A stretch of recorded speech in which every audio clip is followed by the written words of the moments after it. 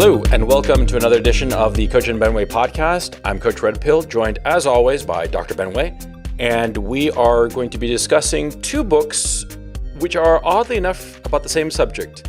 One is the nonfiction book, The Closing of the American Mind by Professor Allan Bloom, and the other is the novel Ravelstein by Saul Bellow, which is about Professor Allan Bloom. And it's actually Bellow's last novel, last major work at any rate, before his passing in 2005. He published it in 2000, and Closing of the American Mind is the famous book that came out in 1987. Yes, and well, let's get started. So, Benway, what do you think? What do you think of these two books? Because I read them both when they came out, and so I'm kind of curious as to your perspective, having come to them after the fact. Right. So, well, let me just preface this by saying these books, both of them, hit a bit close to home. I mean, they're inescapably linked to the University of Chicago. Both Allan Bloom and Saul Bellow taught there. They were both on the Committee for Social Thought, which was one of the more reputable organizations within the university. It was the sort of creme de la creme organization where all these philosophers, humanists, social scientists just got together and started talking about human beings as such. So it's intimately tied with the university culture. So I had to go, when I was reading these, I was going back to that mental environment. And what you get is, let's kind of like just a quick preface of what both these books are. Closing of the American Mind is arguably the first nonfiction book to sort of hit a genre which is very clear, which is basically post-60s left-wing culture destroys whatever it touches.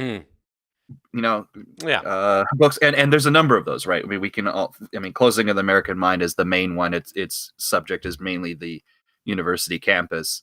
Arguably, another book in that realm is Harold Bloom's Western Canon, which is similarly critiqued about the campus, but more focused on how it was destroying the English department.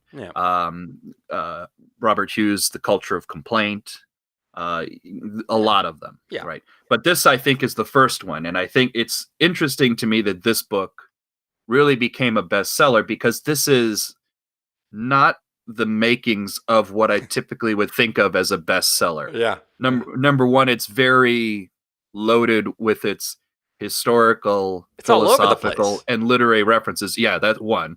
Two, it is, it's not an easy read because, like you said, it's all over the place. One of the things I kind of got out of reading this, and funny enough, the kind of character you get in Ravelstein underlines it, is that Allan must have been, and I have now subsequently looked at interviews, and he very much acts like this, almost like not a prissy kind of guy, but a guy who's just overexcited about everything he's doing. He's just almost like talking about gossipy stuff. Will go from one subject to the next, whatever kind of crosses his mind.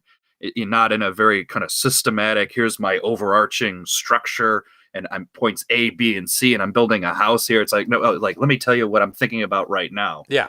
And it goes through that, Well, what I found interesting about the book is, let's contrast it to Professor Patrick Deneen's book that we were fortunate enough to have him to discuss a few issues, and his actual book.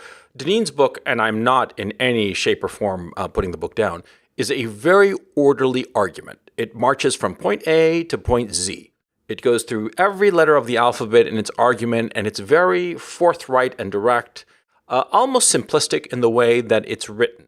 Simplistic, I don't mean to, like I said, not to demean the book in any way, but it's just the way that Deneen organized the book, and that's perfectly respectable. And I found it a great book, so I'm not knocking the book. Whereas Closing the American Mind, which I also think is a great book, is disorganized. It's an all over the place book. You have this. I'd forgotten. You'd mentioned before we recorded this the issue of Mick Jagger, that he has this thing about Mick Jagger. Yeah, well, that whole section about pop music. I remember reading it when it came out.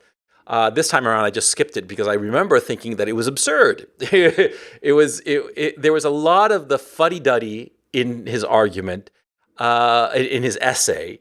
A lot of sections that were sort of like, why is this here? Why are we talking about this shit? When you should be like building an argument. What's your argument? What are you talking about, right? And so paradoxically, I think that that's why the book was successful, because you would never have thought that such a book would be successful. The initial print run of this book was 10,000 copies when it was published in February of 87. And within just less than 6 months, it was selling at more than 25,000 copies per week. Okay, so clearly the expectations were very low insofar as the publisher was concerned. And when it came out, there were a few very complimentary reviews, but just good reviews are not enough to sell a book. Okay, there's something about this book in particular, and I think that there are three issues. Number one, he talks about great thinkers in a way that is not pompous or looking down his nose. He treats them as if you should know them, like you say, in a gossipy way, number one. Number two, he's talking about the university culture, which I think even in 87, people recognized that it had become debased. It had become debased, and in the 25 years, 30 years since, it's gotten even worse, right? And the third issue, and I think that this is a key as to why the book actually sold, is precisely its disorganizedness. It's an entertaining read. You want to keep on reading it. And of course, it's challenging you, but at the same time, it's not challenging you so much, and you don't feel stupid when reading the book. There isn't a sense that Allan Bloom is trying to show off how clever he is. There's a sense that he's treating you as an equal, and he might know more things than you do, but he doesn't think that you're stupid, which is a great thing about this book. That I hadn't realized it when I read it originally, because I read it when it came out.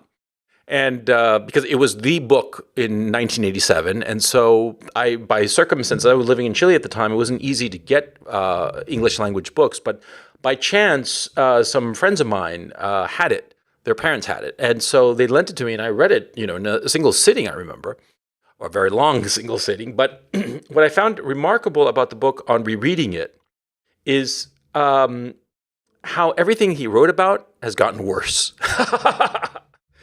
Well, yeah, but and it's funny we talk about the complexities of the book because it's all over the place, but its premise is simple, and it can really be summed up in a sentence or two. And that is this: as the universities, or liberal society, if you will, adopted a general ethic of openness and relativity, namely, we don't have access to a universal truth which denies or rejects or criticizes other points of view, other modes of existence. Our promotion is openness. Hey, nothing's better than the other. We're open to discuss everything. The nutshell of kind of the ideology behind multiculturalism, really. Yeah. So when you adopted that, his premise, and he intentionally did it paradoxically, and he intentionally conceived this in a Hegelian way. Just look at one of his professors, why he thinks this way. It paradoxically created the closing of the American mind, namely that the mind predicated on the idea that we just have to be open and free to everything is basically open to nothing. Yeah. It doesn't really absorb anything because it lacks what he would have said is the fundamental necessary starting point, which is a almost prejudicial understanding of what is good, what the good life might entail. He says, yes, the whole point of the university is you have a premise you're taking going in, and we modify it, we train you, we educate you on these things, you sharpen it. But we have to have something to sharpen, like the sculptor working on marble has to have a raw block. If there's no block going in, I can't do shit. Yeah, exactly. And that was sort of his premise. And every kind of thing that goes with it, all over the place and scattershot as it may be, are just variations on that theme. I'll talk about it through music, or I'll talk about it through the student life I'm seeing on campus, or hey, I'll look through some historical attitudes on what the university or the education should or should not be, and see how it kind of evolves over time. But it's still premised on that very simple thought, which is we try to be more open. The reality of the situation is we're more shut off from anything than ever. Yeah.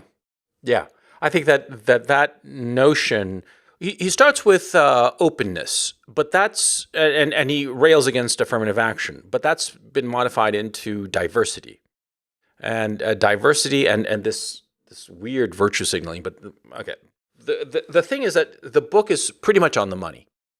insofar as what's happened to universities. It was on the money at the time, even though at the time, a whole bunch of people, once the book became popular, a whole bunch of people came out and threw shit all over him, especially academics. But I always got the sense that academic critics of him were just envious. I remember very clearly having conversations with tenured professors in the philosophy department at Dartmouth, and there was this vibe that they were jealous of the guy, that the guy had just written whatever the fuck he'd wanted, and he got $1 million for it, or God knows how much money he got for it. The book sold extraordinarily well. If I had to guess, he probably must have cleared about $10 million off the book, because in his lifetime, he died only 5 years after the publication of the book. In his lifetime, the book had sold over 1 million copies in the United States and a like number overseas. Knowing more or less the publishing business, I can say that that kind of figure that would have easily netted him, gross $10 million, somewhere between $5 and $10 million easily, without breaking a sweat. So the guy was set for life. And what's interesting is the Ravelstein, because Ravelstein is Saul Bellow's romantic clef about Allan Bloom. And it's a thinly veiled autobiography. And it starts after the book was published, after the big book, The Closing of the American Mind, had been published and made him a millionaire. And he's the character Ravelstein, who is Bloom, is indulging in the riches of his newfound fortune. And it's pretty funny, And I don't know if you want to go there first, or we want to hang around Closing of the American Mind a bit longer, because I found Ravelstein just hilarious. Well, I'd say what I liked the most of Ravelstein is just the clear what it is, right? I mean, Saul Bellow in fictionalized form, just trying to recollect and enjoy this unique identity, which was Allan Bloom, aka Ravelstein. Like, you definitely get a sense that it's a collection of fond memories, just very, frank observations. But a guy who looked on, basically Saul Bellow looking on this guy Allan Bloom and said, "There's something very fascinating about a guy like this." Certainly recollects the good humor and the jokes that they probably shared in past, but also just, who is this guy who wears all this, overly expensive, fancy clothing and these silk robes, who wanders around making millions off of saying that, they're having this very academic oriented book, yet at the same time loves, all this catty gossip, that has very strong carnal appetites, will bring in people from shall we say, the original business of man into his apartment whenever he feels like it. Very much, very interested in sex and all of these other things.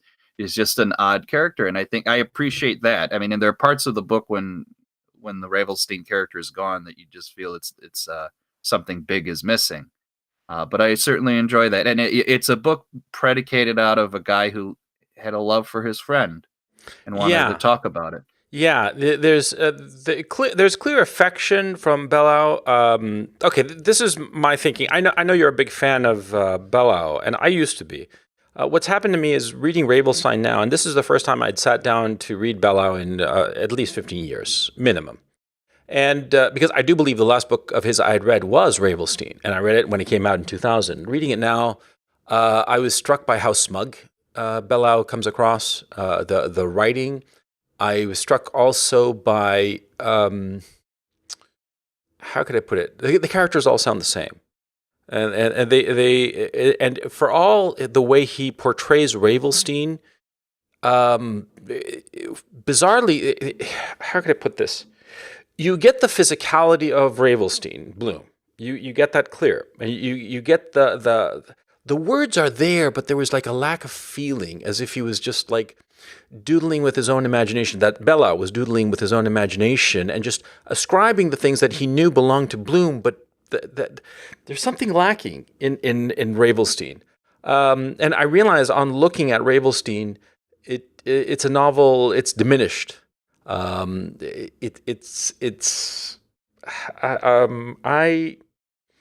I have to say that I think that Bloom is falling quickly into obscurity at this point. It's only been, a dozen years since he passed away, I think. And I'm unsurprised, really, that he's vanishing from the literary scene so quickly, not because the fashion is that, a dead white male is, anathema. No, it's that he seems more inconsequential the more distance there is. At the time, he seemed like a bigger deal. But now I look at it, and frankly, I'm more impressed with The Closing of the American Mind, the energy of it. There's something alive to it. Whereas Ravelstein, just as a book, as prose, just seems too smug.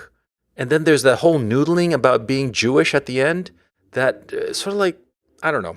What do you think? Well, I mean, I did, whether it's smug or not, it really didn't enter my mind. I appreciated it for what it was. I appreciate Saul Bellows' depiction of his friend, and I appreciate, like, this is his perspective. It's funny that he felt the necessity to make this a novel, a fiction, as opposed to something like a memoir. But I really don't care too much about that. As someone else would have said, like, I don't really care about the supermarket label. It functioned for me, and whether or not he was smug or whether or not the characters were a little bit too similar, I think they effectively functioned as kind of depicting those academically minded guys near or in the university going about their lives. I certainly appreciated it on that effect. As to the whole notion of, like, is Allan Bloom leaving our mind? He's actually been dead over a quarter century. He died in 92. No, I was talking about Bellow. Yeah. Oh, yeah. Bellow's been dead since 2005. Yeah. I was saying that Bellow is receding from our memory quicker. Not Bloom. Bloom. The Closing of the American Mind could have been written now. I mean, there are a few anachronisms here and there, of course, but yeah, I mean, but trivial anachronisms, right? Something that a copy editor could have fixed up in an afternoon's worth of work. The book seems more relevant today. The only thing is that a few of what he was criticizing in the Closing of the American Mind have become subtler and more distinct. Principally, the issue of affirmative action, because that is now diversity. And so it's because before it was more directed towards African Americans, and now it's sort of like having a diverse campus, whatever the fuck that means, right? Which is basically privileging some people over others and penalizing some people because there are too many of those around, And so it's a disturbing thing that a book written 32 years ago is essentially valid today. Only the situation's gotten worse. Okay. Mm. Well, the interesting thing about that is just how very direct he is when he talks about affirmative action. He says, "Look, we all know, and you can't hide it, that the black population underperforms relative to the." He's a race realist. Well, he just observes, the outcome. He says part of it is because we've lowered the standards of entry. We know, and they know that they have different standards, and not only are they underperforming, they have this weird psychological dynamic which basically calls into question the legitimacy of them being in a university system, which just doesn't make it better for anybody. Yeah, he just recognizes that, and it was the original argument, right? And the argument which, as phrased now, probably will make you, to put it mildly, no friends. Will be much more damaging to you if you articulated it. But it was in early stages of the affirmative action, right? I think at the earliest it must have started in the 70s or 80s, right? And this is 87. Yeah. No, actually, it started in the late 60s, but yeah. But look, I think that the whole issue of Bloom and Bellow, but look, Bloom is the compelling figure here. And what's interesting about The Closing of the American Mind is that there are basically two competing. There's an inherent contradiction in the whole book. On the one hand, Bloom is clearly in favor of American democracy, right? And he views himself as an American. He views his whole intellectual inheritance as democratic, liberal. He himself was a liberal. He wasn't a conservative, even though people called him that. He wasn't. He was conservative insofar as education was concerned, but he was conservative in the sense of wanting standards. But the inherent contradiction is that though he is democratic and egalitarian, at the same time he is elitist. He's elitist, and he wants the universities to go back to some sort of pristine state pre-1965.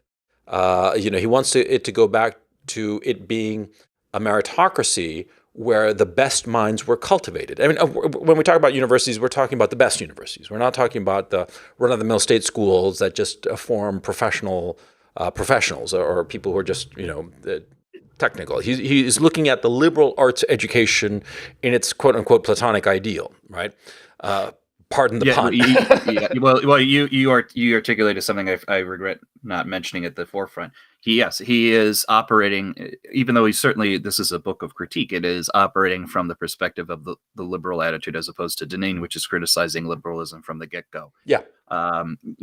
What you get from reading Bloom is exactly as you said. It's a manifestation or an articulation of someone who came up within the liberal ethos, but still operating under the sense that it has a positive program it's trying to project out. Namely, yes, the university has a mission, the liberal education, in the best sense of that word. Yeah. We are going to cultivate these minds. They're going to go out. They're going to do good by the society as a whole. And we expect you to know what good music is, right? We expect you to understand what the philosophical situation is. And what he's responding to, arguably, is a liberalism without the confidence to judge, to over-summarize it. And I think he's also responding very clearly to the immediate threats undergoing in the university. I think one of the big, it's depicted in this book, but it's clear that it had a psychological impact on him going forward, probably inspired this book, was when he was at, I think, Cornell. Yeah, and clearly. There was like a student revolt, uprising, a revolt, and not only was it just students trying to take over a class and whatnot, basically armed goons from the Black Panthers, I think, came up with, like I said, with, I don't know if it was like machine guns or just guns. Doesn't matter. It doesn't really matter, in the classroom, and kind of just demanded to be taken seriously. And what bothered him is, I think, less showing up with armed weapons. I'm sure that he thought they were thugs. But he says elsewhere, like, it was only going to be a matter of time before the police came in, or the National Guard came in and dealt with it. What bothered him was how quickly the professoriate acquiesced. Yeah, that's the thing that shocked him. That was the thing that shocked him. And yeah, that's what's interesting about the book, because it's not this bloodless dissection of American education.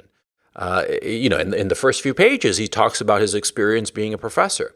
When he opens the book, he's talking about our virtue, which is openness, and he talks about how he totally freaks out his students with the very first question. If you should respect every culture, then suppose you're like a British official in India in colonial times. Would you allow some widow to be tossed into the funeral pyre of her husband?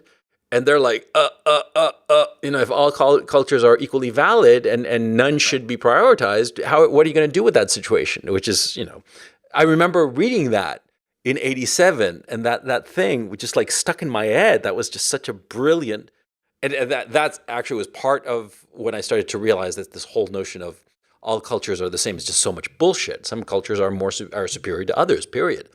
But anyway. I got off track as to what we were talking about.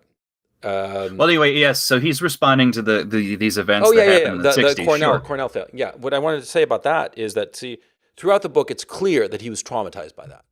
That was a huge trauma. Because I think it's not traumatic in the sense that anything happened to him, but rather, I think that he had fooled himself into thinking that the grown-ups were more moral and courageous than they actually were. Or perhaps because of his age, he was born, I believe, in 1930, and so the adults that he had been the people who had been formed by the Great Depression, and so they were perhaps more morally forthright and more morally upright, and so I think that he was sort of like shocked when the authorities in the late 60s just acquiesced. They just caved. They just cucked out, as we'd say today, and I think that just freaked him out. And I think that clearly in his own book, let alone in Bellow's book, A Romantic Clef, in his own books, it's clear that to Bloom, that notion that they would cuck out made him realize that the society and the culture that he prized, it's not that it was potentially just a bend in the river. He realized that this whole culture could be lost. He realized how precious what he had really was and how it could be lost forever, which is the definition of a conservative. Well, yes, and the one big piece of the university puzzle that he didn't capture, and I think is a loss to the book, but I get why you didn't see it. It would have been early in the process. Is the long march to the university. This is this is like almost like internal left-wing speak, but essentially what happened, the story goes, is that in the aftermath of the failures of the revolutionary mindset of the 60s and 70s, more so the 60s, the left-wing minded folks, the revolutionaries, said, okay, we can't make the revolution happen by direct, threats of violence or causing an uprising of the population. People don't care. So what's our solution? Well, we'll do the long march through academia, just in parallel to Mao's long march through the whatever, through the countryside, China, through the countryside in China. They enter the academic posts slowly but surely, take over the various departments, and have completely switched the focus. This is kind of what Harold Bloom talks about in the Western canon. How basically the English department became the deconstructionist department of a left-wing minded politics. You go through a number of departments. This is what has happened. Allan really didn't talk about that but I think it's a key part of this whole notion of the lack of judgment, right? The relativistic attitudes. And the thing is, it's not all pure Marxism at a certain point. A lot of this comes from very bad students of Michel Foucault. Mm-hmm. Michel Foucault was a post-structuralist or postmodernist thinker, if you will, and basically critiqued a lot of he was basically insane, I think. Well, he had his points, though. I mean, he basically all sort of apparatuses of thought and order of things, the way you think about things, manifest a certain power dynamic, and as a result, that's kind of how intellectual thought operates itself when it gets structured. Very famous idea of like the panopticon, of how the clinic, the idea how madness itself as defined as a way of kind of controlling certain societal attitudes, so on and so forth. He actually didn't have terrible ideas, but the people who did have terrible ideas, who took him to the next level, which is to say, any manifestation of systemic thought manifests power and is invariably a bad thing. Foucault would never say this. Foucault makes judgment calls all over the fucking place in his books. He's just simply trying to take what Nietzsche said and say, well, look, this is kind of how it's operating. But his students, who are not necessarily Marxists, they criticize the Marxists just as well. But they plus the left wing take over the departments and kind of create the situation that Bloom is describing in these early years, which is lack of judgment, are able to go through. Now it's lack of judgment intentionally, but with a destructive attitude toward everything. That the professoriate isn't happy unless kids are just very very destructive of any kind of thinking. And Bloom gives a good example of this early on, which is to say he hated this one professor who adapted this mindset of saying like, oh, all of these preconceived notions you have, these prejudices you have, are just operating to keep the man down or whatnot. And he was pissed off and saying like, look, this guy is the equivalent of the kid who says to another young kid, there is no Santa Claus. Sure, it may very well be a fiction, but what is your response? What is your alternative? How are you going to build this back up? And the guy just, slinks off with no answer, just happy that he, kicked over a kid's sandcastle and walked away. I mean, that's not really productive either. No, it's not productive at all. And look, I think that he seems to me to be a man who was historically caught with one foot in each side. Because we're clearly moving, how can I put this? For the longest time, there was the open acknowledgement that all people are the same, but the tacit acknowledgement that some of us are more equal than others, right? And it was expressed in the university, principally, because some of the better people went to the better universities. And the not-so-good people and the second-raters and what have you would go to the second-tier universities or third- or fourth-tier universities. And many of them wouldn't even, right? But what happened was that there was this democratization of the university where basically it's become, we just want a diverse student body, as opposed to educating the best people. And we don't even know what to educate them in, except this notion of like diversity and inclusivity, which is just, bullshit. But anyway, uh, what um, what happens is that, see, Bloom is sort of like caught between the two, between that notion that we're in a democracy and it's egalitarian and all the rest of it, but at the same time a realization that we're not all the same. I mean, some of us are more equal than others. And so how are we going to reconcile this, especially when some of the better people are beginning to be disenfranchised? Because I think that that's the thing. I've been giving it some thought as of late, because I've been paying attention to the people, like in YouTube, that I've said repeatedly that, so many of them are so talented and so, they're so able, and yet they don't have any kind of release in the real world. They don't have any mechanism to climb in the world. The only people who are climbing are those who are compliant, who are docile, who kowtow and do what has to be done and get the grades and get the scores and do the activities so that they can go to the good college, so that they can get the good job. They're not necessarily the better people, and often is not the better people emerge in adulthood. Because, like, to give an example, Vladimir Putin, you can say a lot of things about him, but he's a very, very capable guy. Well, when he was a kid, he was basically a juvenile delinquent, and he said so. And he said that it was only in his 20s that he sort of like found himself. And that's the story of so many people. But the problem is that in our democratic societies, if you find yourself in your 20s, which happens to a lot of very capable people, you don't have any opportunities. And I think that that's the source of tension, where you have more and more people who are capable but disenfranchised. And it's because we've pushed this notion of egalitarianism to the breaking point where we're alienating better people. And I think that Bloom is at that moment when it's sort of like he's like one of those men, like in a cartoon, the earthquake happens and the earth starts to shift, and he's caught with one foot on either side of the shift. You know what I'm saying?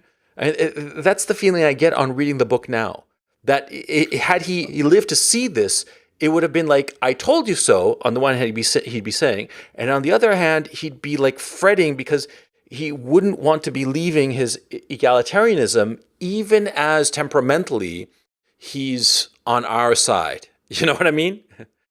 Well, I think when rereading this book, it's clear that this is a book trying to catalog a certain American flavor of nihilism. Mm-hmm. Yeah, Right? yeah, certainly. And it's certainly a nihilism, perhaps, and he'd be the first to say this, maybe even coming from good intentions. But the reality of situation, and it's also related to the chapter on music that you didn't like or you skipped over. No. I read it. Yeah. Essentially, when you're in this environment of, we can't have certainty about this, that, or the other. Nothing really. When you say nothing's better than anything else, what you're also saying is nothing entirely matters. Right. And he's regretting, because it's not an accident that he's at the University of Chicago system. The University of Chicago system, even to this day, it maintains the notion of there is an important culture, there is a set of great books and a liberal education that we're going to do to build up your imagination, to instill in the mind of the student the possibility of something greater, of achieving a good life. It was the old, almost like middle class improvement notions of society that it was had going. But in this environment of nothing matters, and nothing really is relatively more important, you just engage in almost like hedonistic pleasures. And his point is like, the university might as well just be a trade school at this point. There's something soulless and dead. And when he brings up music, his whole point about the rock music, he says, look, music in general, as Nietzsche and others would have understood it, it's a manifestation of the raw, untempered human emotion, almost like a dark sexual energy almost. And when you see guys like Mick Jagger or all these other places that are just fawning over the pure baseness of everything, you're not elevating to speak closer to God when you're listening to a Mick Jagger song. You're just, sex and drugs and rock and roll. He said eventually what happens when they're just selling that, and he knows that the likes of the rock music players are just literally selling shit that their owners want them to sell. There's something dead inside the person. He has a good passage, which I kind of want to read a little bit. In my experience, students who've had serious flings with drugs and by proxy, rock music, and gotten over it, find it difficult to have enthusiasm or great expectations. It is as though the color has been drained out of their lives and they see everything in black and white. The pleasure they experienced in the beginning was so intense that they no longer look for it at the end or as the end. They may function perfectly well, but dryly, routinely. Their energy has been sapped, and they do not expect their life's activities to produce anything but a living, whereas liberal education is supposed to encourage the belief that the good life is the pleasant life, and the best life is the most pleasant life. I suspect that the rock addiction, particularly in the absence of strong counter attractions, has effects similar to that of drugs. Students will get over this music, or at least the exclusive passion for it, but they will do so in the same way Freud said that men accept the reality principle as something harsh, grim, and essentially unattractive, a mere necessity. These students will studiously study economics or the professions that the professions and the Michael Jackson costume will slip off to reveal the Brooks Brothers suit beneath. They will want to get ahead and live comfortably. But this life is an empty and false one that they left behind. The choice is not between quick fixes and dull calculation. This is what liberal education is meant to show them. But as long as they have the Walkman on, they cannot hear what the great tradition has to say. And after its prolonged use, when they take it off, they find they are deaf. Yeah, well, I remember that passage, reading it, and at the time in '87, I was outraged. Now I didn't bother reading it because I remember that's just fuddy-duddyism on his part. He doesn't know what he's talking about. I actually disagree. Well, I know. I was a heavy drug user. I would know. I was a heavy drug user who listened to a lot of music. And so what he's saying is so much bullshit. He doesn't know what he's talking about. Well, it may be the case for you, but I just fundamentally see a lot of dead people inside. I mean, these are the people who, say like, they're in their 70s. They said, oh, there's going to be a reunion Beatles concert. I got to go out and wear my let's hope that clothing. There's no reunion of the Beatles because two of them are dead. That would be like a very zombie kind of thing.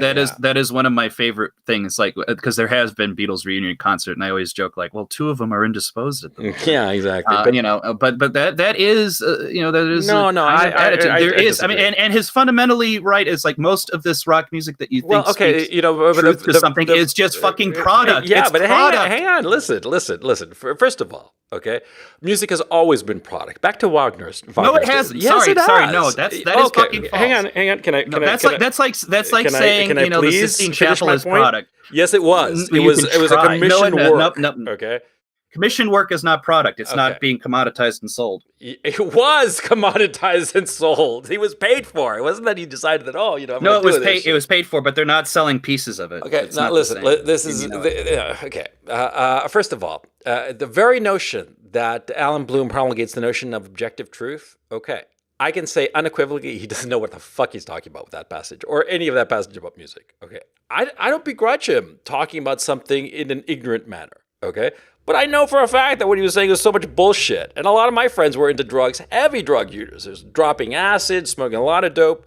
And it's not the way he says, no, he's just wrong. It's as simple as that. I don't have to, you tell me that the sky is green, I'm going to say, no, you're wrong. Because it's just not true. Okay. I mean, I don't care how I generally see that when I see someone try to make this critique about, music and, broad swaths of music, how I generally see people respond is like, oh, that guy doesn't know what he's talking about. What they're really saying is, how dare you critique what I like? That's the reality of it. I mean, frankly. No, that's not it at all. Okay. He is saying things that are objectively not it's true. Not it at all. That's what it is. No, because you're not listening to what I'm saying. Because when he says that, the people who take drugs are dead inside forever and have no enthusiasm for anything ever again, it's not true. It's just not true. Maybe it was his experience with a few people here and there, or it could have been that he just met heroin junkies. But I can tell you, people who took a lot of fucking drugs, they get a lot of enjoyment after they're totally clean and sober, myself included. So no, it's just not accurate. Okay. Well, I mean, and I could just counterpose, the same, So my position is defensible. I also have friends who've taken drugs, and they're exactly what he said. They, it's the dull people who go into business and just do their shit, waiting for a chance to revisit the stupid high that they had. Okay. Look, it seems foolish to have an argument about this because he is wrong. It's as simple as that. Number one. Number two, he doesn't even know. Like he talks about Mick Jagger, and sure, the the superficiality of Jagger's performance and all the rest of it, yeah, I'd agree with pretty much everything he has to say. But it's a superficial reading or appreciation of Jagger and Richards. He doesn't know what he's talking about insofar as the Rolling Stones. He just doesn't. He doesn't understand, for instance, the transcendence of a song like "Gimme Shelter," for instance. He doesn't understand the wicked humor of "Sympathy for the Devil," for instance. He just doesn't. This is what's going to happen. We all have our pet projects, our pet things, and we always seem to over-justify. I'm not even a fan of the Rolling Stones, and I know this. Oh, but there's something so innately special about "Gimme Shelter." It's like, give me a fucking break. It is. It's one of the great songs of all times.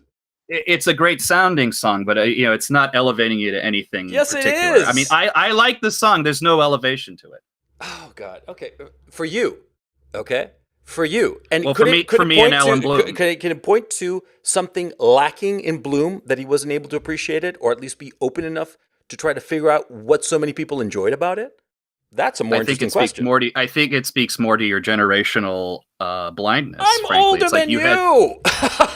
Yes, yeah, but it's your generational blindness. It's you love all of this particular music at this time, which is actually kind of funny because I would have suspected a Gen Xer would have been willing to poo-poo the baby boomer shit, but I guess not. No, it has nothing to do with baby boomer shit. That's a fuddy-duddy reading of it. That's a silly and myopic reading of it. Yeah, because you're not looking there at is. I mean, there's. Okay, like look. For instance, I don't like Benny Goodman. I love Louis Prima. All right.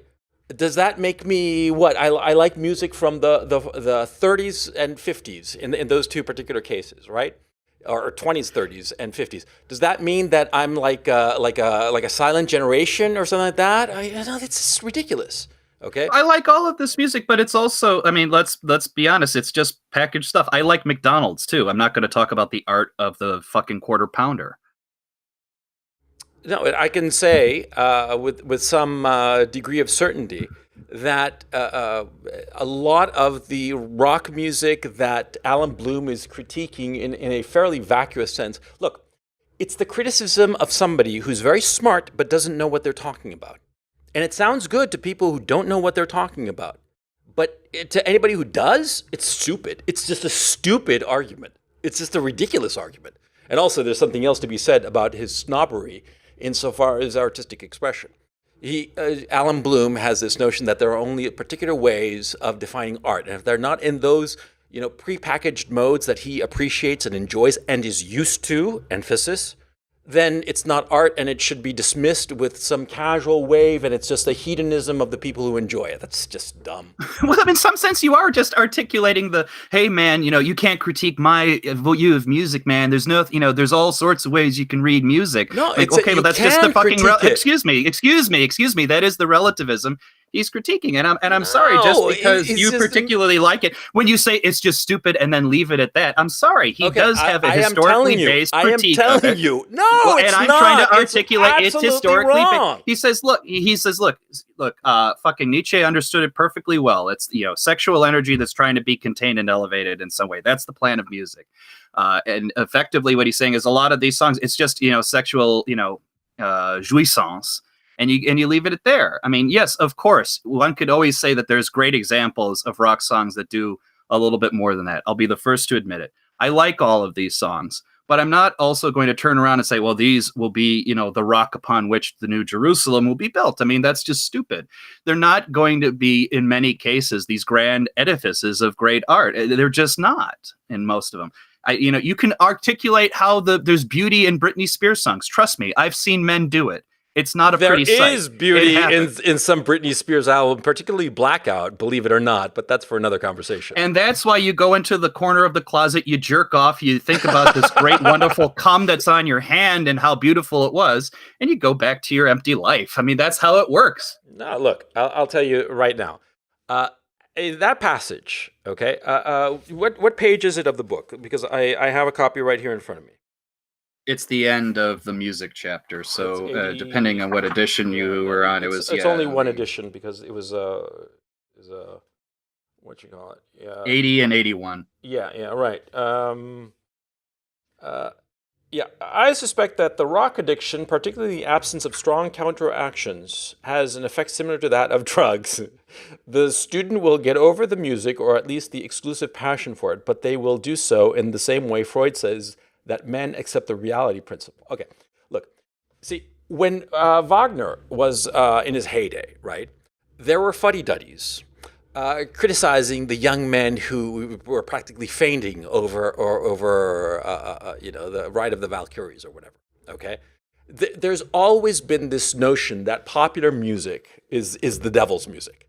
It's like it's always been there, and I myself fell into it for a while in my 30s when I dismissed hip hop as just whatever, right? Um, Most of it is. Most of it is garbage. Most of rock is garbage. And a lot of the catalog of some of my favorite bands are garbage. I mean, I could talk about my favorite band in the world, Rush. They put out 20 albums.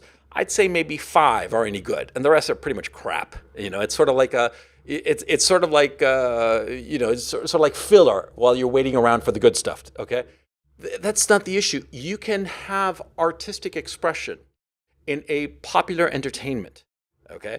And what he's talking about, what Bloom was talking about, is just, it's fuddy-duddyism and snobbery. Because there is another section, for instance, where in that very chapter, where was it? In page 80, was it? Okay, hang on, let me just find this real quick. And dear listeners, please excuse me while I get to... Of course, the enthusiasm for Wagner was limited to a small class, could be indulged only rarely and only in a few places, and had to wait for the composer's slow output. Okay, see, there he's basically saying that it's okay to worship Wagner because he's elevating, the appreciation into some sort of religious ecstasy, right? But contemporary music cannot be because it's just bass. And, back in the olden days, it was good, and in the modern days, it's bad.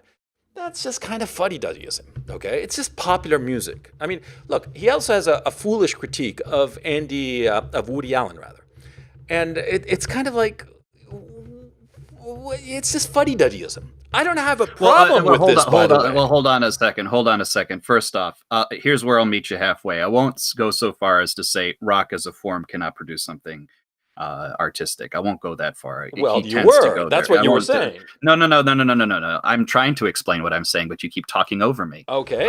Yeah. What I agree with him is this: on the whole, which is different from a metaphysical impossibility. It's a kind of practical realities.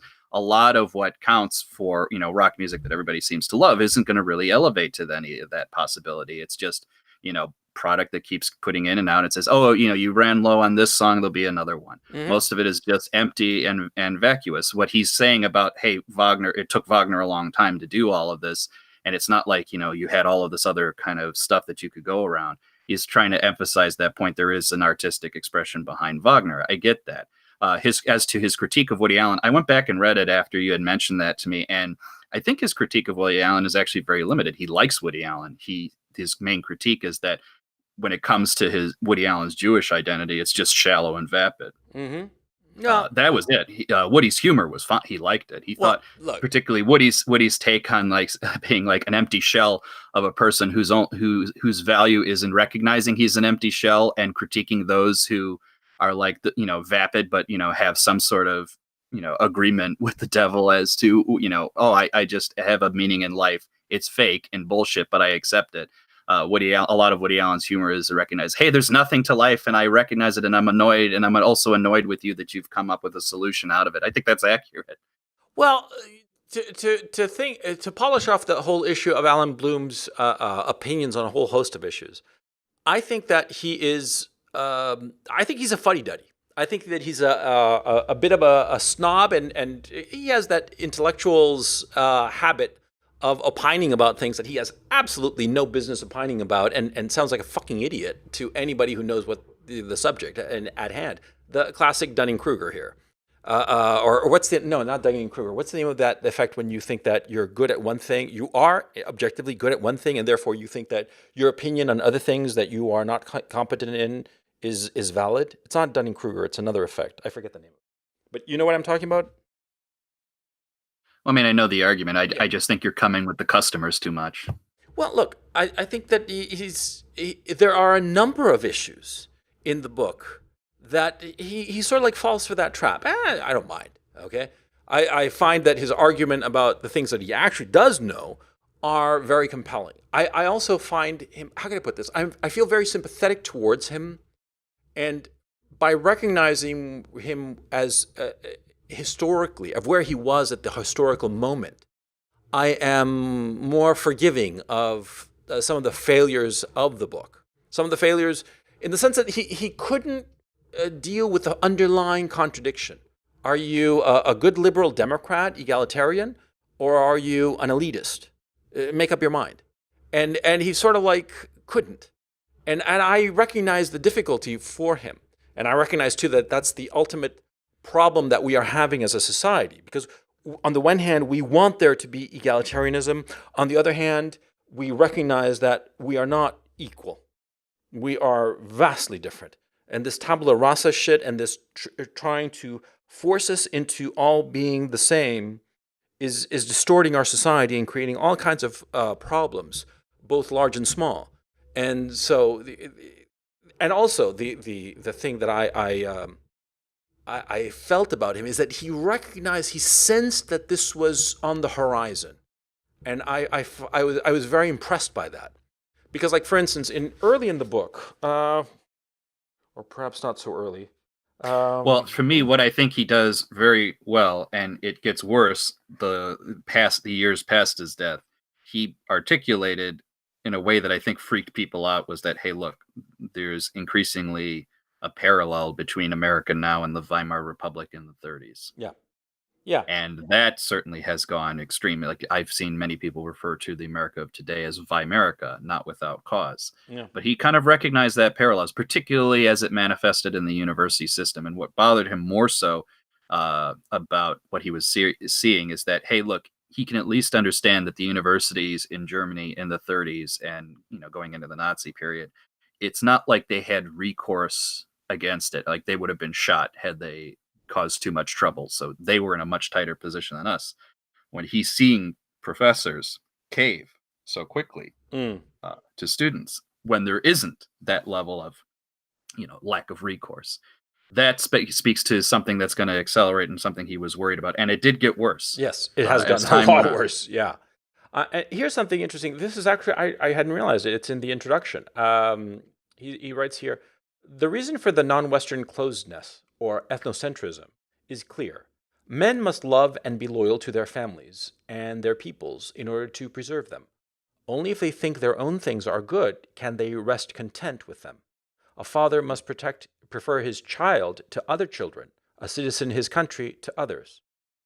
And then he goes on to say that's why they're missed, and that's why it means a place and opinions with which to orient himself. He's going in a different direction. But see, fundamentally, what was then called ethnocentrism, and what's it called now? Nationalism, right? And he's recognizing, he feels the problem coming in the zeitgeist. With this passage, it seems crystal clear to me that loss of direction. And here's something interesting when you compare it with Ravelstein, the novel, was that, see, in the novel, Bellow makes it very clear that Bloom sort of like had blown off his own family, that he had just rejected them, and that he had made a family of his students and colleagues. And that is such the American way, and it's such the liberal democratic way, the egalitarian way, the way of the current elites, that thing of rejecting your own family and leaving them behind to join this class of people who share your opinions and values, and you make family of them.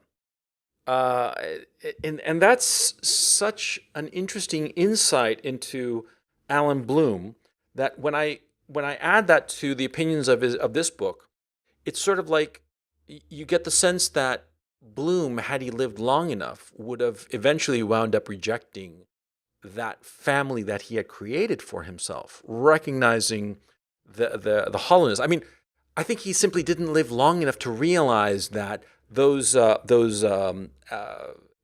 university administrators who had caved to the students, well, they were basically his own family, the ersatz family he had made among his colleagues and students. They were equally weak-willed. He just hadn't had the opportunity to see them under pressure, to see them cave. You see what I'm saying? I mean, there's that feeling to it.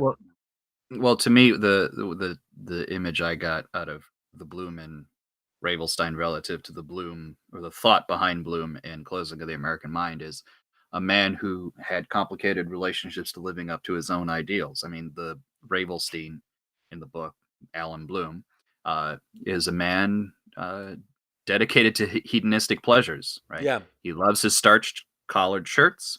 He loves his good food, good living. He loves his good whores. He dies of AIDS. Yeah. In the book as well. All of it's not really, it's funny when you say, Bloom the fuddy-duddy. I mean, the reality of his life was much more almost like a gourmand, just like, I'm going to eat whatever comes my way attitude, as opposed to like the kind of fastidiousness that you would have expected out of Closing of the American Mind. And I think Bellow recognizes the complexity and complication in that guy and how he was living his life. I fundamentally... it was a self-evident complication. I just, I mean, I can't predict what Bloom would have thought if he had survived. It's hard to believe him as a guy living beyond what he did when the time he did. So it's just difficult on that front. But I will suspect that Allan would have kind of recognized the accelerating destruction, and in a twisted way kind of would have probably reveled in it. Says that, look what I predicted, and like, just slide off the cliff with the rest of the mountain. Yeah, there's something interesting to be said about the depiction of Bloom in Ravelstein, that he was so obsessed with objects, and Bellow makes it clear that Bloom valued the objects to the point of getting himself into financial distress and having to make all kinds of deals and basically be supported by his students and friends and what have you to get expensive objects and expensive clothes and such, which I personally find so bizarre. Because, of course, I've always loved my pretty things, my nice suits and what have you. I don't have a problem spending good money on particular objects that I like for aesthetic reasons or what have you. But to go into hock, to be, passing the hat around to colleagues and friends to get money to buy some expensive doodad, I find that bizarre. I honest to God find that just weird, and there's something fundamentally wrong about that. Okay, that a man would do that. A gainfully employed man who's so psychotically needy of objects, of very expensive objects. And it's quite funny too, because Bellow he tries to portray it as just this weird thing that Bloom has, but he himself also falls into that trap, that obsessiveness about expensive things. And I can point to the obvious proof of the pudding, is that, Bloom also apparently was big into technology, but Bellow, who is not, just doesn't know how to explain it. So he just says, he has these very complicated telephones and all kinds of weird things. Apparently he seems to be describing personal computers, right? And spreadsheet programs and what have you. Bellow was clearly not. I mean, he was technophobic. This was known. He wrote everything on an electric typewriter, Selectric, and that took a while before he'd given up his old Smith Corona. So Bellow was not like into technology, but Bloom was. But yet, insofar as the very expensive items like the Lanvin jacket that he buys, right, and the Lalique crystal and all that crap, Saul Bellow knows exactly what he's talking about. And so it's really ironic because I at least realize that Bellow is just as obsessed as Bloom is with all these trivia, these doodads, these little knickknacks, tchotchkes, to use the Jewish word. I found it so bizarre and so telling that Bellow was trying to sort of like poke fun at Bloom, but not realizing that he was giving away his own game. That was my reading of it, at any rate. I don't know about yours. Well, I mean, I certainly didn't necessarily have that reading. I wasn't too obsessed with they're focused on the objects. What I did gather from a lot of that was I think Bloom operated knowingly as a kind of court jester, which was I know he has this charismatic personality and he entertains people, and his attitude was to just say like, pass the hat around, thanks, to get like tips for the entertainment.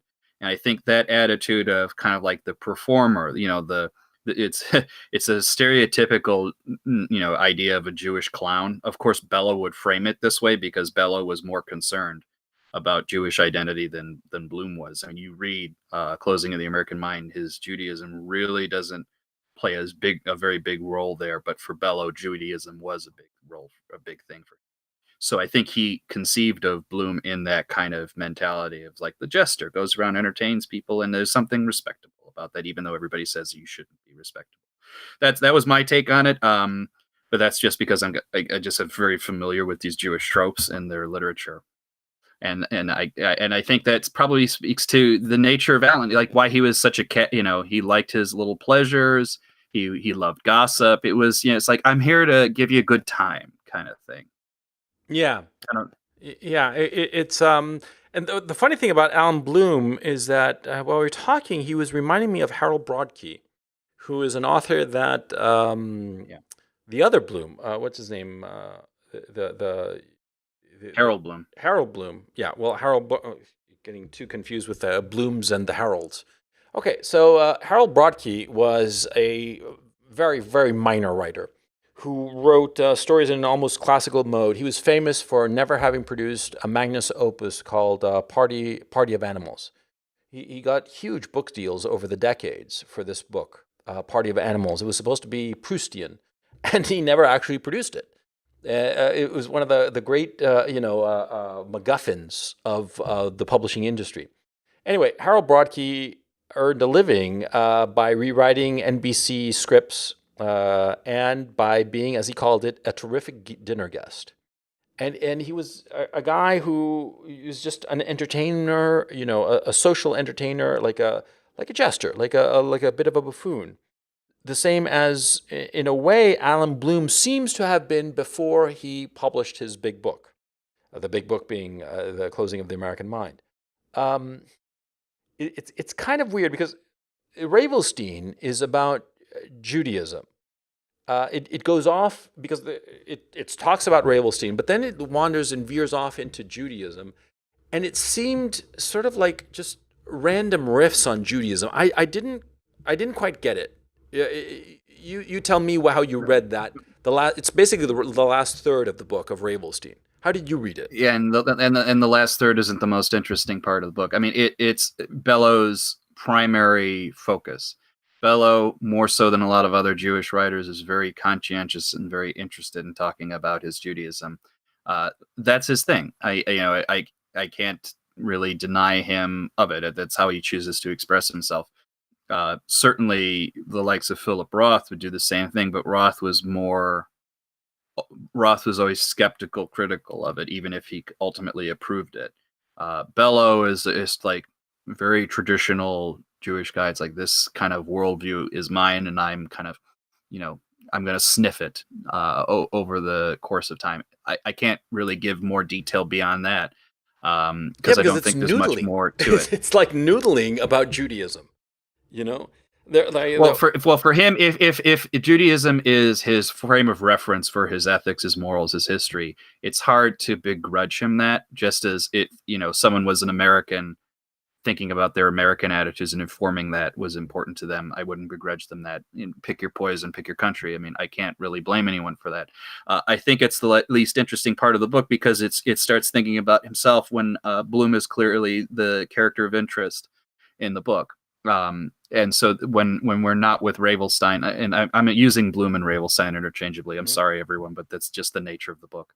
When you're not with Bloom or Ravelstein, it just gets less interesting, and I kind of leave it at that. Yeah. It's too much navel gazing. Yeah, because the fact of the matter is, some of the things that are happening in Ravelstein or Ravelstein or however you pronounce it, Bellow did it better in Humboldt's Gift. Which was basically the same thing, kind of like a the narrator is basically talking about a great artist called von Humboldt Fleischer, and that's essentially kind of like, the biographer of an interesting guy, and what have you. But the thing about look, the two books, to wind this down, the two books, the Ravelstein, Martin Amis said all kinds of praises when this book came out. And I know that Martin Amis was a good friend of Bellow's and so saw him as sort of like a father figure. But I really can't quite understand the level of praise that he was giving to the book, because it just seems even slighter and more inconsequential now that I read it near 20 years after it was first published than when I read it. And when I read it, I didn't think that highly of it. I didn't think it was that big of a deal. And now, it's just, let me read you the quote that Martin Amis wrote. He said, "Ravelstein is a full-length novel. It is also, in my view, a masterpiece with no analogues. The world has never heard this prose before, prose of such tremulous and crystallized beauty. Ravelstein is numinous." I'll have to look up what numinous means. It constitutes numinous is a Kantian reference, which is phenomena. What we experience, the reality of experience, is limited. The numinous is the reality beyond the shadows of the caves that we see in Plato. That's what that. It constitutes an act of resuscitation. Resuscitation of what? And in its pages, Bloom lives. I thought it's resuscitating Bloom. Look, it's over the top, to be fair. But I think what Martin is recognizing, and it's not just the accolades of Bellow like Amos and Malcolm Bradbury who loved it. It was even people who were critical of Bloom at the time, throughout their lives. Like Ron Rosenbaum, for example, was not a Bloom fan. He really liked it.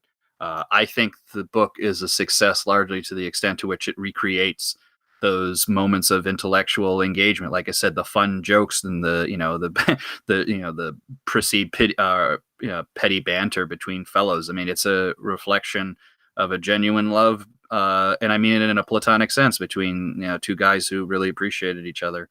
And that, I think, is the great success of the book. Yes, I know they could sound the same, whatnot, but it's a reflection of a reality I certainly recognized from my time there. I appreciate that it had enough of the details to bring it to life. Were there areas of criticism in the book? Yeah, when that subject disappears to an inward reflection of Bellow reflecting on being basically a Jew at the end of his life. I mean, to be fair to Bellow, he wrote this one around the time he was in his mid-80s. Yeah.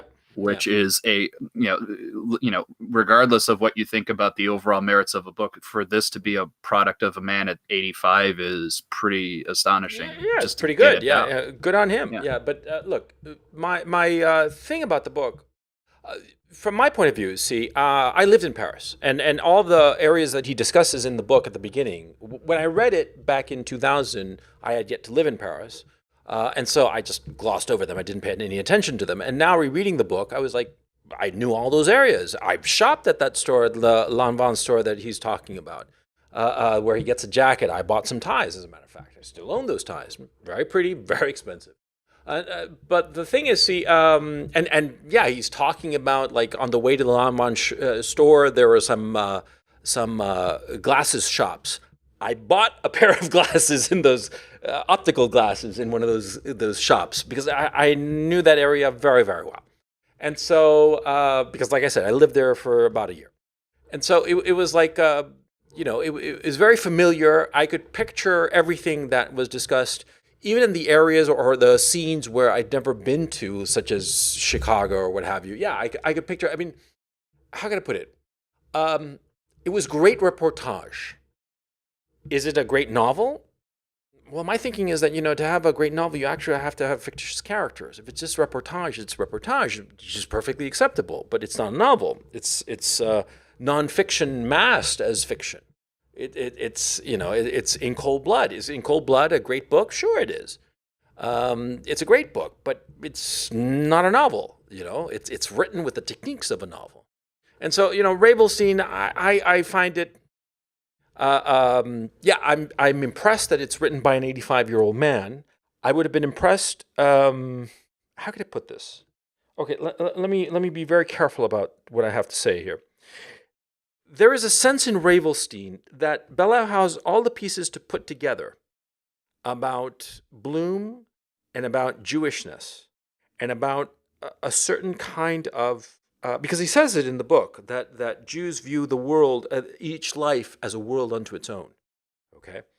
And I think that Bellow failed to put together the pieces because it seems that he recognizes but does not want to articulate or go in the direction that Judaism is essentially solipsistic. And ultimately, each individual Jew is a inherent navel gazer. It seems that he wants to go there. He recognizes that that's where it's supposed to be going. It seems to, like, he recognizes that it would be a critique of his own religion, so he shies away from it because he seems to be repelled by that notion. But he's actually describing it in the figure of Ravelstein. And it seems, I think I'm sort of frustrated by this novel because I think that he could have gotten to something quite profound and rather disturbing about his own Judaism, but fear to do so, fear to take that step. Does that make any sense? It does. I'll respond to it two ways because there's two big things in your assessment. One, is it a novel? Is it not a novel? My response is I fundamentally don't care. Yeah, that's a supermarket label. I really don't. Yeah, I see your point. I'll grant you that. Yeah. And two, because it's somewhat related to two. I mean, when you say what is the necessary trajectory of the book, right? Well, the conclusions about what you can and cannot say of Judaism can only be really left to the readers at the end of the day. Yes, Bellow will have his take on it and will try to portray it. I certainly can have a point of view on it, but at the end of the day, Bellow, while writing for a broader audience, is a Jew, probably writing for Jews. I probably ultimately won't fully understand his take on that from the inside. From the outside, I'll have my commentary, suspicions, and I'll just leave it to him to have that. I will, like I said before, I think that's the least interesting part of the book. Not for any other reasons of like, oh, it should have been this idealized form and it fell short of that. I just said it compared to the subject of Allan Bloom, it's just less interesting. And I don't have any more sophisticated response than that.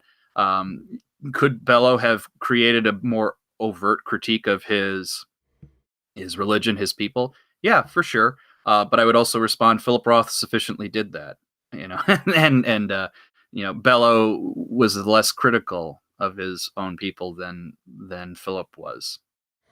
Well, I see your point, but it seems to have been a missed opportunity. Okay, and see, it's sort of like the issue of Schindler's List.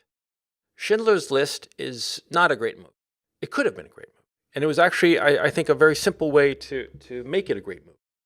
And the way to make it, from my point of view, is that in the shower scene where all the women are herded in, like cattle, like they are herded into this place where they're going to supposedly get a shower. And you, the viewer, suspect that they're going to be gassed. And then Spielberg actually does have them be showered, sort of like negating the whole thing.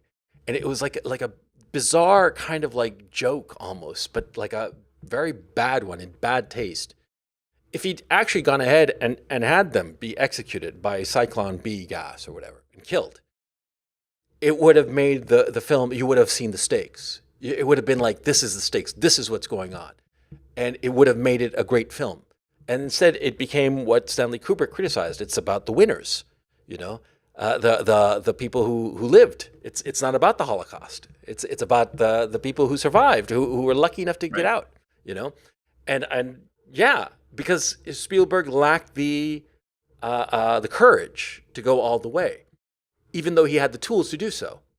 I feel in reading Ravelstein that Bellow had the tools, the ability, the insight to make of Ravelstein a very profound critique of Judaism, because it's clear that Bellow wants to do that. he keeps noodling, for 60 odd pages about Judaism. And like, I agree, that's the most boring part of the book. But he noodles about it obsessively, like scratching at this scab, instead of just, cauterizing it. He just doesn't have the nerve. And by the way, my early critique about it, that it's not really a novel because it's reportage, I realize that is coming out of my writerly side, because I always respect, as a writer, other writers who fully make up their shit, when like, Dostoevsky just invents from the ground up the whole Four Brothers thing and Karamazov and all the rest of it. I think that he's a hero for doing that, because as a writer, I recognize how incredibly difficult it is to invent from the ground up, 4 characters, or many more characters actually in Brother Karamazov, but you know what I mean, and pull it off. It's like, yeah, as a writer, I see him as a big hero, and I see Bellow as like, oh, he cheated. It's just reportage. But you're absolutely right. Reportage or pure fiction, from the reader's point of view, it's irrelevant. But you see my point about Rabelstein, that I feel that it was like a missed opportunity, and he should have done it he should have, it's my opinion, of course, but he had the opportunity to do it. An 85-year-old man near the end of his life, he could have spoken some truths before he went. And I think that it's because of this that, he's not a real, he doesn't deal in truths. He just deals in just like trivia, Bellow. Whereas I feel that Bloom is the more significant figure of the two. Well, I mean, to say that because he didn't offer an indictment of his people, he just engages in trivia, I think that's a bit beyond the pale. I'm not an indictment. He just, I think he is simply, he did not really have a desire to strongly critique his people. He never did. He always defended them. And I don't think at 85 he was going to change that. I think he certainly was. If he's not engaged in these big T truths, he's certainly interested in the minutiae of the details of examining, the life as in its thought. I think that's what those 60 some odd pages are. It's like, let me depict a Jew thinking for 60 pages. Yeah. Which is fine. I mean, which is fine, because that's how a lot of books are like that. Whether it's Jewish. Whether they're Jewish or not, a lot of books are like, let me show you who I am thinking for some length of time. Sometimes it's interesting, sometimes it's not. This was not one of the more interesting ones. No, I mean, if your name is not Celine, Herzog is more that actually that. So that's pretty much what I'd have to say about that. Allan Bloom, like I said, at the end of the day, didn't really operate or think about his Judaism all that much. Allan Bloom, it became, in a very strong sense, he really operated like a typical Midwestern American. Yeah, he was an Epicurean. Yeah, exactly. I mean, like he was interested in Plato, Aristotle, the history of thought. He doesn't offer, snide criticisms of Christianity by any means. If anything, he would be the first to recognize that the whole fucking university system is a Catholic Christian enterprise. I think he'd recognize it sooner than anyone else. So that is the key difference between them. Bellow wants to bring back, the Jewish element of this. Allan Bloom probably couldn't care less. So in that Athens-Jerusalem dichotomy that appeared in both books, right? But of course was Bloom's central idea, that Athens being Greek culture and Jerusalem being a culture of belief. You figure that they're in opposite cities, right? Right. Yeah. Yeah. I would agree with you, but I think that it just Bloom's book. I was just so impressed with the energy of it. Because the Bellow book has this smugness and this it's facile, but it just doesn't have a real energy, like a fire in the belly that Closing of the American Mind does. And I think that's the thing that made it a bestseller. It was all over the fucking place, and that also helped it to become a bestseller because it's readable. It's like, what's going to happen next? What story is this guy going to tell me? Is he going to talk to me about Plato, or is he going to talk to me about some riot going on in Cornell in 1969? You know what I mean? Yeah, I love that thing about. I mean, like now as a reader, because at the time that it came out, I read it for a different purpose. Quite frankly, part of the reason was I wanted to be culturally up to date. But now rereading it, he was on the money, and I think he would have been horrified. And I find him a compelling figure, a much more compelling figure than I had anticipated when we started this project of doing these two books. I mean, I don't know about you, about how your opinion about him changed having reread these two books. I don't know that my opinion particularly changed. I mean, I think it was the same kind of character I had suspected he was. I appreciated more of the details because it's been a while since I read the book, so I have to I couldn't recollect all of it, so I was happy to reread it. And so I certainly, like I said, appreciate that it's still fairly relevant. It's, as always is the case, the first at bat in a genre like this tends to kind of be a great overall best example of the genre that precedes it, right? And I think it's still the best critique of this developing intellectual system that is America. One of the things we didn't talk about, I regret we didn't, maybe we have the time to, is the negative response to this book within the No, let's talk about academia. it. Yeah, so it was funny, and the consistent response to it, the people who really didn't like it, Mm-hmm. invariably stressed more or less the same thing, which is to say, either this isn't really philosophy, or this isn't really anything, or it's stupid. It's blah blah blah blah blah. Yeah. For example, Martha Nussbaum, also unfortunately a University of Chicago fixture, at least she was when I was there. She criticized the book. She basically said Bloom.